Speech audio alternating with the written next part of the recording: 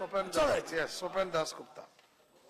Thank you very much, sir, for giving me the opportunity and speaking on the President's address. Now, for the past few hours, we've been hearing a lot of political exchange. I don't want to get into the tutu meme of that, and we've heard some very passionate speeches on that. I think what is far more important is to look at least from my perspective, and taking a little dispassionate view, is that in the President's address, we had a plethora of schemes being mentioned. If the economic survey is to be believed, today there are 950 central government schemes whose budget takes up 5% of the GDP. Now, many of these schemes were formed by earlier governments. Many of these schemes are the handiwork of this government. And let me say that all of them were probably well-intentioned. They had a specific purpose in mind. The question which we have to ask ourselves at this stage, and I'm using the President's address because the President attached a lot of importance to the schemes, is that to what extent have we, as a state, acquired the capacity to be able to put well-intentioned schemes into operation? And I think this is an issue which doesn't affect only one party, which doesn't affect the center alone. It affects the states as well. And it's a shame, really, that when people contrast how good a certain state has been doing in terms of women's empowerment, for example, which we just heard, it is always posited against the lapses of the center. Likewise, a similar case can be made. The economic survey pinpoints certain schemes which have been very well executed. There have been schemes in Chhattisgarh which have been wonderfully executed. There have been schemes in Tamil Nadu which have been wonderfully executed. And these are issues which I think we need to take a pride. But let us take a look at the schemes which have faltered. And if we were to add up the entire development budgets of India since 1947 to now, I think we would be correct in saying that the slogan of Ek Bharat, Shresth Bharat wouldn't have remained just a slogan. It would have been a reality. So the question is not merely of leakages. It's the inability of today the state to deliver. Now, we are having some bizarre situation. Can we blame it on the bureaucracy? My friend Vinay Sahasrabudhe was very right in saying that a lot of sterling work has been done in this government by the very same adhikaris who earlier may have been inefficient. And I think that's an important point. But there are only a few people who actually carry a state. The rest, unfortunately, there are many more laggards. That's true for any organization, that's true for any bureaucracy. We've had a bizarre situation, sir, a very bizarre situation of revenue service officers actually protesting the loss of their powers by the GST.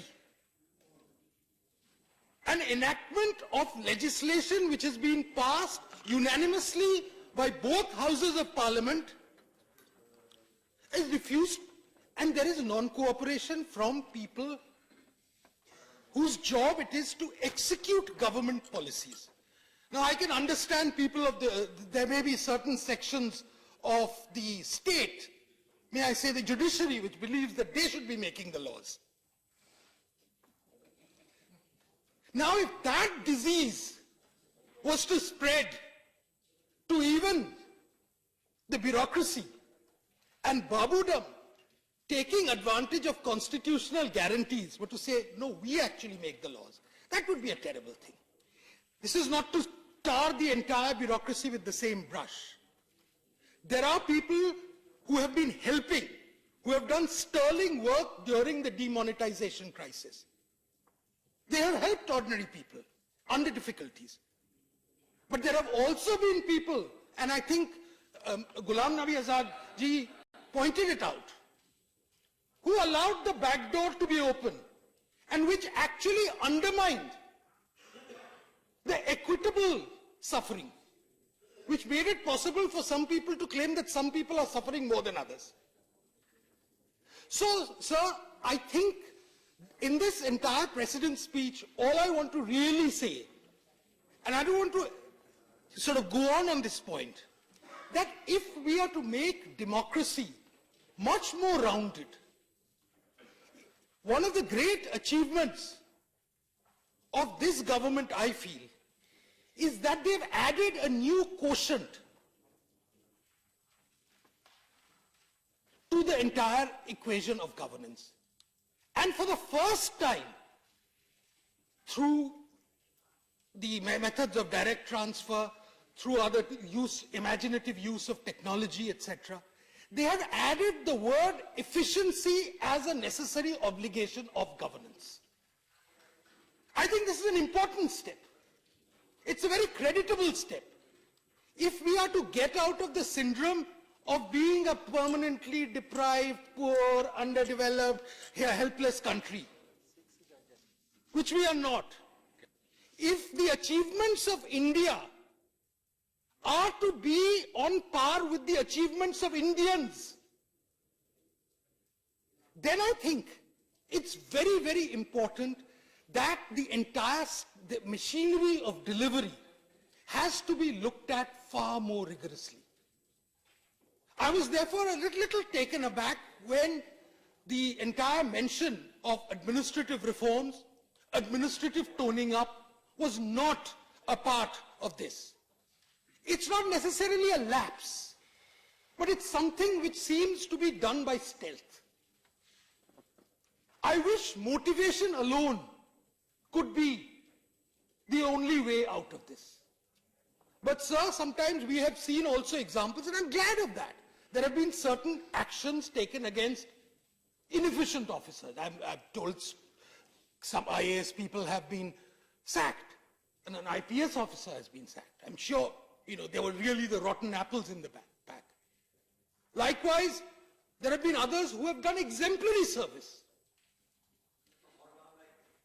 So, the question really arises that if this government has to really be responsive, and the word responsiveness is very much a part of this. We've heard various examples of how this is not to suggest other governments weren't responsive.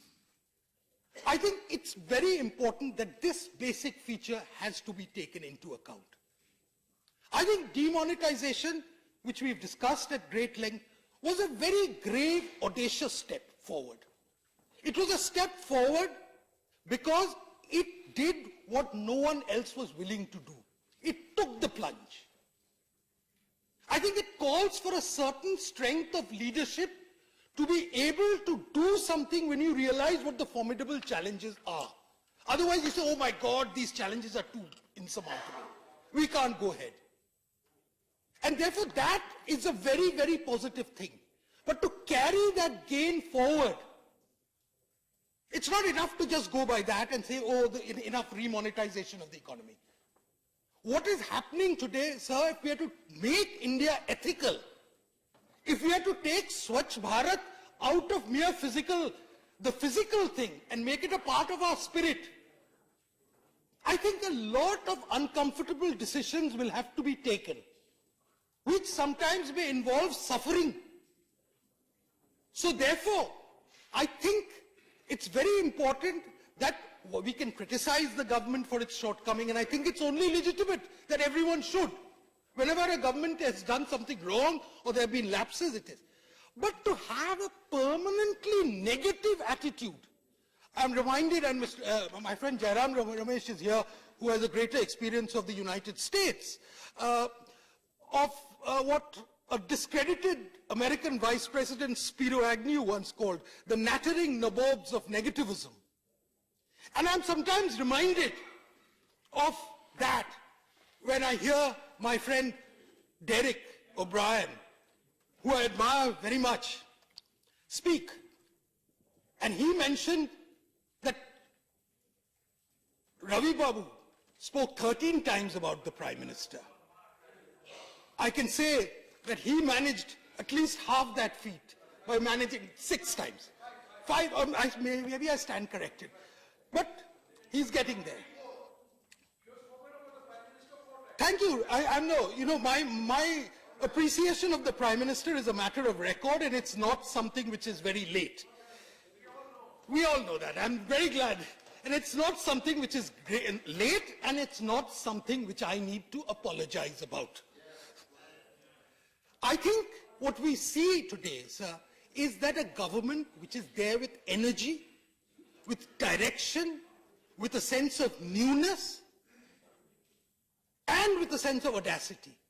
What it now requires to complement it is additional capacity to be able to deliver that. Thank you very much. Very good.